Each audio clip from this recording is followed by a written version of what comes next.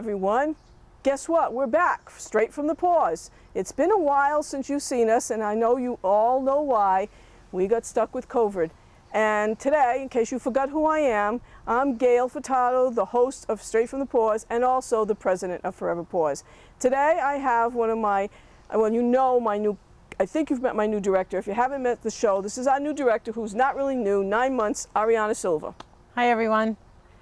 So Ariana and I are here today to talk to you about what's happened with COVID at the shelter and what we're planning to do and the future. As you can see, we're actually at the shelter today, and we're very happy that BCC allowed the group to come, well, Lucy to come down and to help us down here so that we could get our message out to all of you, our viewers. And I know there are some of you out there that are our viewers. And remember, Fall River Media, Fall River, I don't know what the C stands for.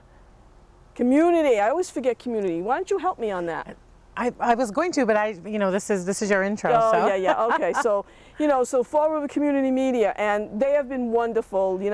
They've been in touch with me throughout the time, and we're checking in, but we couldn't go to BCC, and so yes, here we are in the heat. Not the hottest day this year, but it's a little hot, but that's okay. We're here for the animals. We're actually in our beautiful brick pathway, and I just want to thank all of you to continue viewing us, and I hope, and continue to get our message out to all of our viewers.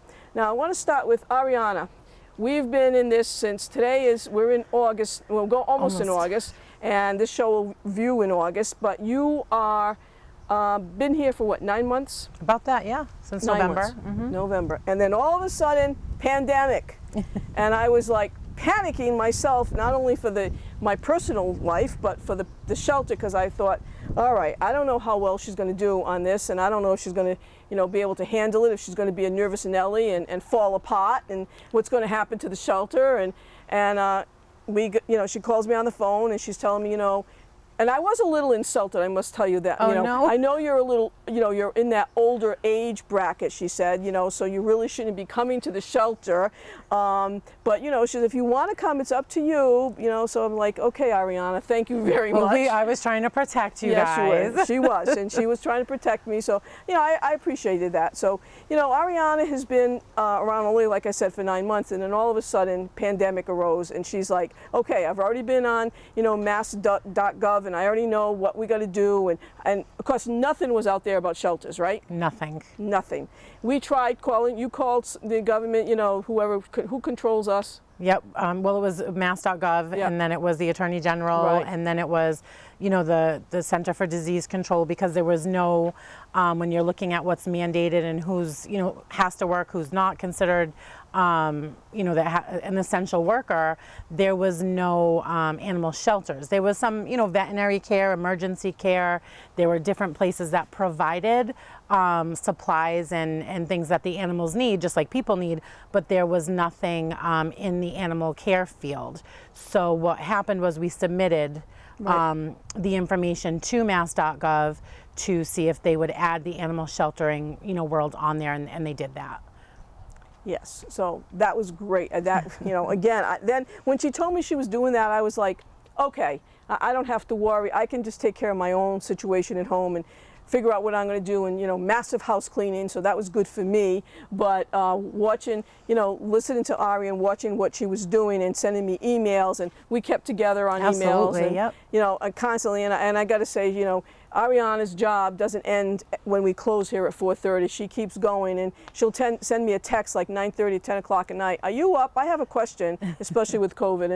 And that was good because we have a good team relationship, and I want to publicly thank you for that because it's been very good for us. It's you guys make it easy, so it's been great. Thank you. All right, so why don't you tell our viewers a little bit about what's going on at the shelter with COVID? So with COVID, we obviously still have to stay open because we are the contracted facility for multiple towns. We do Fall River, the city of Fall River, the city of New Bedford, as well as the town of Westport. So all of the animals that are picked up or surrendered or have cases or anything like that all have to come in. So that's really what makes us an essential business, because someone has to be here to take care of the animals, to make sure the animals have the option to go back home to their owners.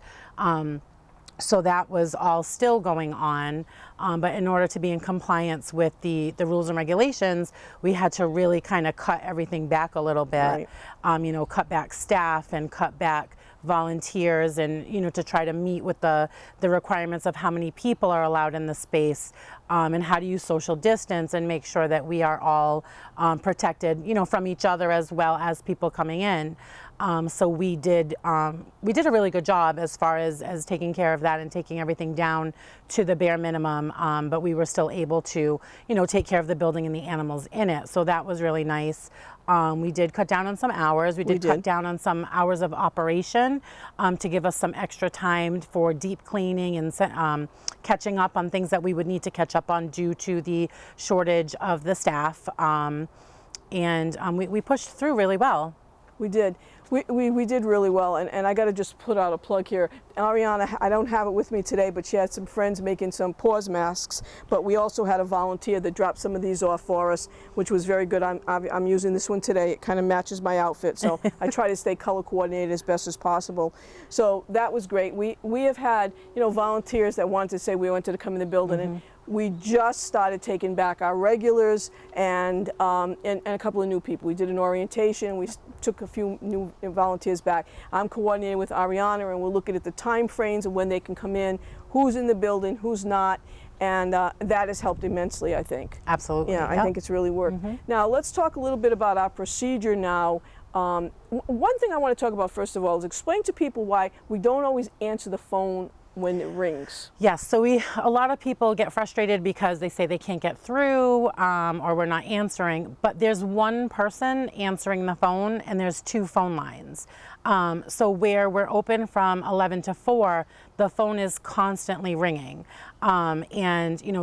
We do encourage you to leave a message because, again, it's the people who answer the phones are volunteers. We have one volunteer every day who comes in and answers the phones from 11 to 4. They have to speak to the person. They have to find out why they're calling. We have to find a resolution to why they're calling and get them able to move on to where they need to be before we can hang up and pick up the next call. So if the phone is ringing and we're hanging up and picking up and hanging up and picking up, it's going to take us a little bit to get to the messages to check as well. So obviously you can reach us by phone, 508-677-9154. We will answer or do our best to answer between 11 and 4. We encourage you to leave a message, but it's physically impossible to answer every single call that comes in with one person, as we are a very large volunteer-based organization. Right, because I volunteer on Mondays, and usually my co-host, Bev, she volunteers on Monday, and she answers the phone, and that wasn't part of my job. I don't like answering the phone because I don't know a lot of the answers. I do the business end, I don't know a lot of the answers.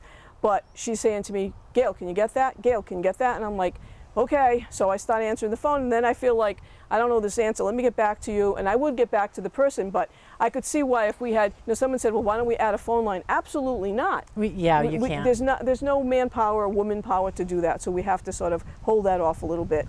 So during COVID, we've had to, like everyone else, close down. It's not takeout service, but it's by appointment only. It's curbside and it's curbside and appointments. It's crazy. You want to explain that? Sure. So what we're doing, prior to COVID, anyone could come in during our business hours. Right. They would come in, they would sign themselves in, they would let us know why they were, why they were here, and we would help them. But because of COVID, due to the limitations on how many people are in the building, and also to keep ourselves safe, absolutely, everything was done by appointment. So the door is locked. You must call and make an appointment. And we can only take so many appointments per day, right? So we're open from 11 to 4. Adoption appointments are usually about a half an hour long. You're gonna come in, you're gonna talk to the staff, you're gonna let us know what you're looking for. Then we're gonna show you what's available. Then you're gonna spend some time with those animals. Then you're gonna fill out an application. So it really does take about, 20 minutes or so to get all that done in one spot. So the appointments are limited per day. So what we're asking people to do is to, follow us on Facebook, watch our Fall River Reporter live streams, look at our website, which is www.foreverpaws.com for anybody that doesn't know. Follow us on Instagram. You'll get to see real life pictures of what's going on in in the shelter, who's available, if the animals are special needs or if they have any restrictions. You can literally see all of those animals online. And if you see someone that you're interested in, we again want you to go to our website, because this is what we're going to tell you when you call us. Go to our website, click on the adopt button. When you click on that button, you'll get a choice of 3 additional buttons. One's a cat application, one's a dog application, one is a small animal application. We're going to ask that you click on that, download the application, fill it out, and mark expressively on the bottom who it is you're interested in adopting. Then you're going to either drop it off to us, mail it into us, or email it into us, or fax it to us. We will process your application. Once your application is approved, we will then call you, let you know that you are approved, and set an appointment up for you to come in and meet the animal or animals that you are interested in. If you don't see anybody, but you want to be on that, get that one step ahead and be approved, you can also fill out an application and just write on the bottom that it is a wish list, whether it's for a kitten or a dog or a specific type of animal. Because at this point, we're not allowing people to come in and fill out the applications here. You have to be pre-approved ahead of time in order to get that application, which is why the adoptions are keeping, they're going as quickly as they're going as well. We have not really seen a lapse in adoptions due to COVID. No. If anything, I think we've seen a little bit of an increase. And I think that falls to people who would generally wait until school was out to adopt. A lot of families want to wait for a vacation or a summer vacation so they have time to bring the animal home and adapt it. Well, because of COVID and all the closures, a lot of people opted to do that a little bit earlier. So the adoptions themselves have not been limited or hurt in any way. No, and I got to put a plug in for Forward Community Media again, because Lucy comes every week and Yes, she she does our does. cool cats and hot dogs. So you will see that on our social media. I want to put that in because that has been helpful. And people will Absolutely. say, "Oh, I saw it on Cool Cats. Can I get this?" And the thing is with Ari, she wants to get the best application. So like she mentioned, email, snail mail, come in, drop it off, whatever. That means, fax it in. That means we have a lot of application We do. coming in for one dog, and people get offended. I was the best home for that dog. Well, there might have been 5 great homes for that Right. dog, and just the process of elimination. And sometimes I'm so grateful it goes to her. She's got to figure out what she's doing. And sometimes she says yes the first one, then they say, Monday, I was here Monday, Yeah. and the person said, no, it didn't, meet and greet didn't work, I'm going to the next application. And then it's a 3rd application. So that does happen. But, and one of the things that I like in answering the phone, so when they say, do you have any puppies? And I said, no, right now we don't. Well, when are you getting them in? And I pause, and I don't want to be sarcastic, and I say, well, I don't know. It just depends on what the cities give us in the, town of Westport. And we don't go out and get them. We don't, God doesn't say, okay, I'm going to send so many down to you today. It would be nice, but we don't have that opportunity. So people are going to understand we are working to get animals in the shelter, but the staff has to train them. She has to, they have to evaluate them. It's a lot of time.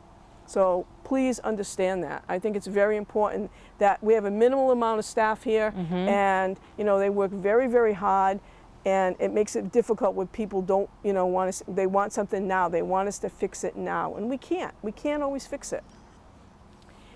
What else do you want to say about COVID? Anything else in particular? No, just that I just want people to understand, that we are doing this not to give anyone a hard time. We're doing it to protect, people coming in and also protecting our staff. And not to give up, just because you put in an application on Scamp and he went to someone else, we are always going to have animals for adoption.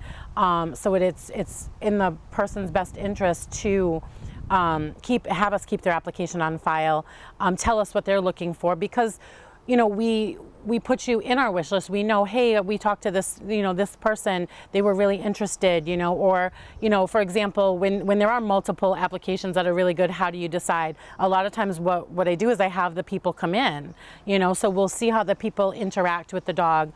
And then I'll take another 2 or 3 of the approved applications, and I'll have each family interact, and then I choose that way. And I talk to the staff, and we kind of talk together about what the best fit was for the animal. So just because you don't get picked for a specific animal doesn't mean that we didn't think you were good enough for the animal, or we don't want you to have one of our animals. It's just for that particular animal. He went to someone else, and a lot of people have been really gracious. Okay, I understand. Please put me on the list. This is what I'm looking for. This is what I'm not looking for. that type of thing. So it is a good time to be on that wish list. And we never had a wish list before Ariana showed up, and I must say that I was a little nervous about the wish list and all the paperwork, and I said, oh my God, how's this going to work?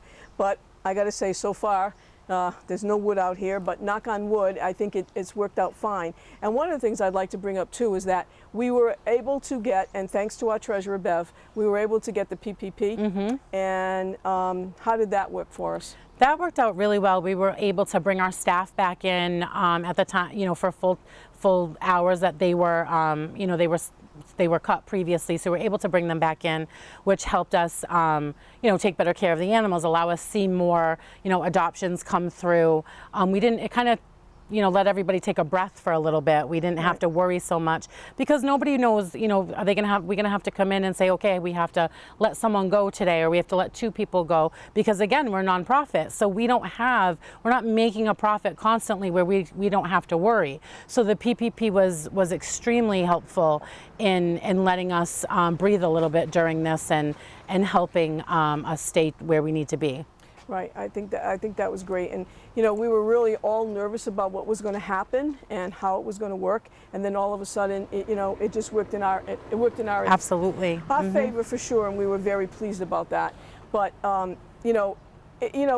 again, when Ariana says volunteers, you know, when I talk about my co-host Bev and myself, we're volunteers too. We're not really, you know, we're not up on this animal world stuff, and there's a lot of work and a lot of different things that have to be done. And I know very graciously, Ariana said to me one day, I'm sending you a copy of all the new regs for the state. And I went, what? She goes, well, you got to see all the regs. You got to know what's going on. And I'm like, okay, thank you, I think.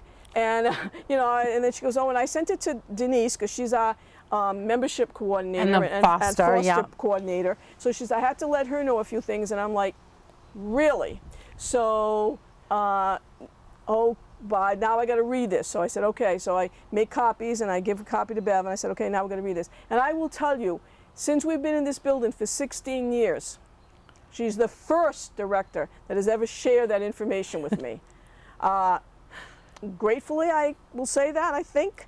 But, yeah, because we're in good shape. You know, we were doing great. Shape. Yep. You know, like she's mentioned, we're a nonprofit, and nonprofits are hurting right now. And I don't want people to think out there that we're not hurting, but we are doing the best that we can. And I know there's going to be another show coming up that Ariana is going to tell about all the stuff we're doing. And just a sneak preview of the fact is, you know, we always do fundraiser after fundraiser every month, and so on and so forth. And unfortunately, we haven't been able to do that like all nonprofits. Right. So we've had to become creative.